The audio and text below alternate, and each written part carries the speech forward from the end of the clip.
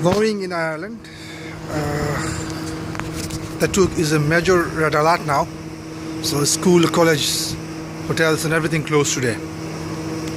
So basically it's just our day off today. We're getting paid without not working, which is nice for me.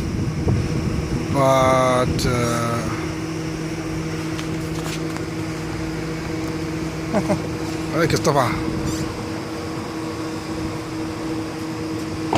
but you see people still working in here. Stopped working. In Bangladesh, if temperature go below 10, you see fucking people are dying there for nothing. But in here, if like it's nothing in the -3, but in their country like Poland or other countries, they're fucking -16, -17, -20. People are still working and living. No one dying for cold. But it's different anyway. Bangladesh, Ireland, and Poland. But it's nice. You can see. It is nice to see some snow.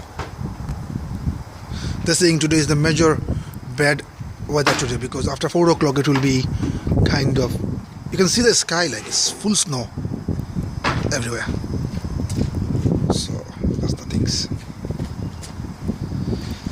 Look, another thing, the man he's old enough, 65 years old, but he's still working. He's not sitting down at home. Like in Bangladesh, like if people go 60 years old, they don't give a shit. They don't work at all. They said they're going to die. But Ireland is different. Or any European countries, you have to work for living. You can't say I'm old, I'm dying. No, you have to work. I've seen people 80 years old, they're still working. They're not retired. If they want to retire, they can.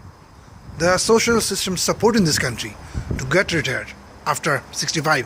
They'll get paid for nothing. But they don't want to. They want to keep working. Because they think it's going to be lonely if they don't work. It's going to be boring if they don't work. So life is different in Bangladesh in Western country. Big time difference.